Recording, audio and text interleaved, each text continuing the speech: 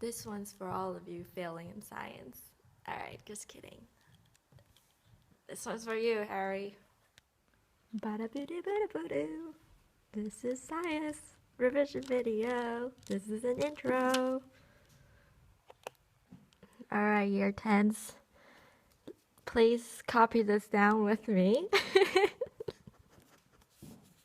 Alright, so write the title, Crude Oil. We're going to be revising 5 topics within the topic of crude oil. And the first thing you need to do is you need to know what it is.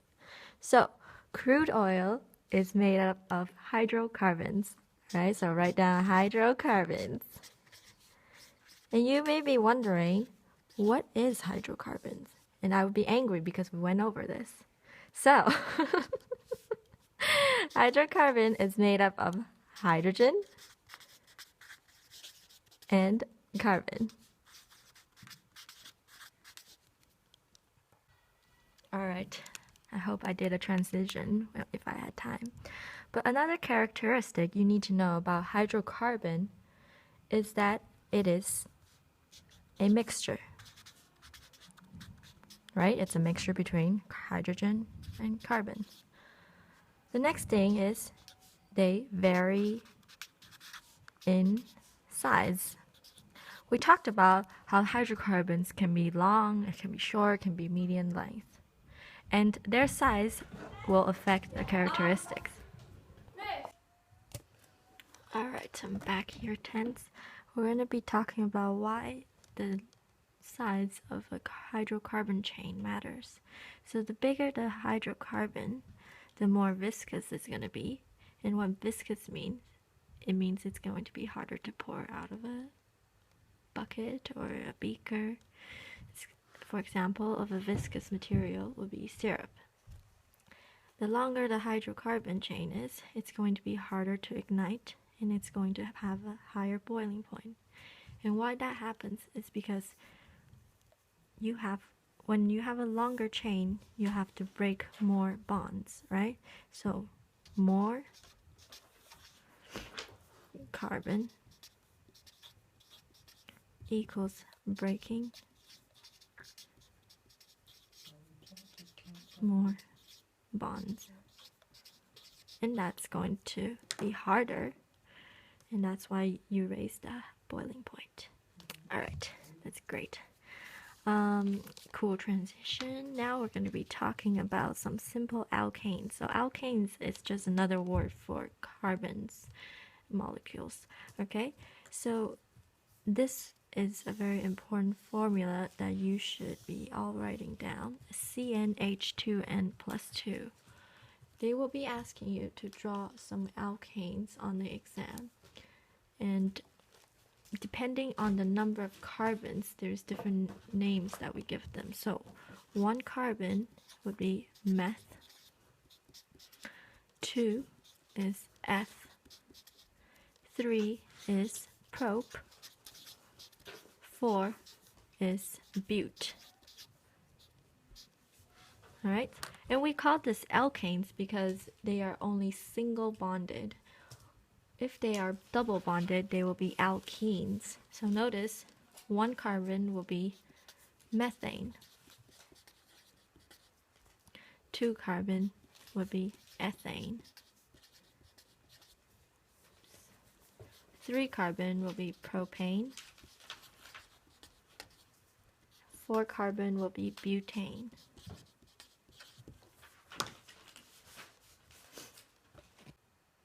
Alright, so now we're going to learn how to draw a methane. So it has 1 carbon, so that means it's going to be C. The N is the number of carbons, right? 1. Looking at the formula, we know that we'll replace the N with the number, be C1H2N, so replace N with 1 here, plus 2. That equals to C1H4. How do we draw that? Draw the carbon in the middle. 4 bonds, each attached is a hydrogen atom. Make sure that your carbon is always in the middle. So, for example, when we draw ethane, N equals 2. C2H2 times 2 plus 2. You will get C2H4 plus 2, 6. C2H6.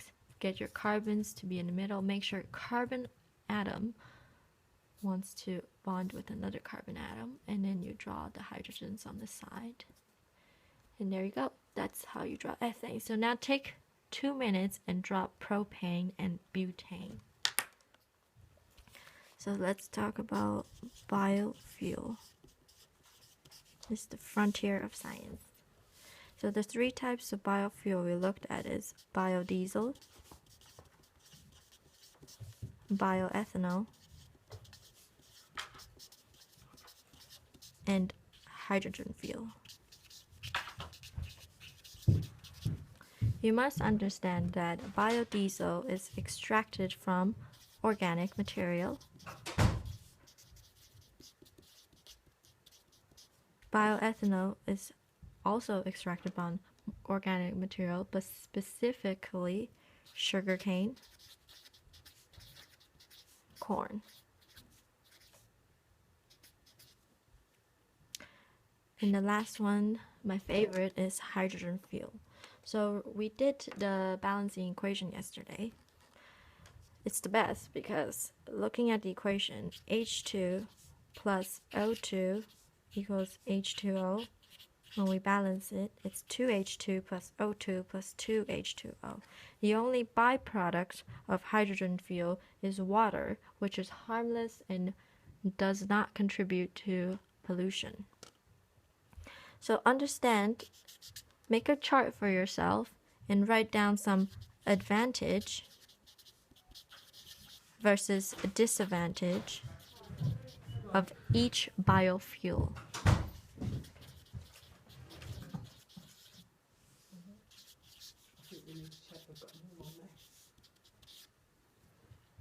What is global warming exactly? We have lots of gases in our atmosphere, including CO2, NO2, we even have water vapor, SO2, and many other more. These chemicals are not harmful in small quantities. The only reason now that we're worried about global warming is because we are producing excess carbon dioxide into our atmosphere, right? So imagine this is a factory producing way more CO2 than we need to. This CO2 combined with other pollutant can create heavy smog and pollution, right?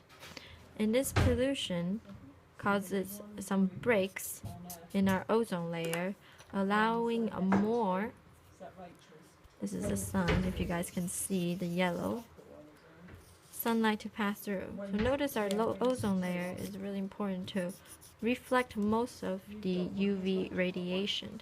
But because of the break, it's now coming through and bouncing between the atmosphere, heating up the planet. And we live in a perfect world where everything is exactly balanced, and that's how life is formed. But because of this excess pollutant, we are kind of destroying that balance and seeing some effects of it, including some mass extinction. Okay, what else do I need to talk about? Global dimming. It's also something that happens. So what that means is pollution causing smog and less sunlight comes through. Alright. The next thing I want you guys to take note of is acid rain. Take 2 minutes and look in your book. What 2 chemicals contribute to acid rain. Alright, and I think that's the 4 topics. So we talked about hydrocarbon, fractional distillation, biofuel, and cleaner fuels. And that's the 4 topics I would like you guys to review. And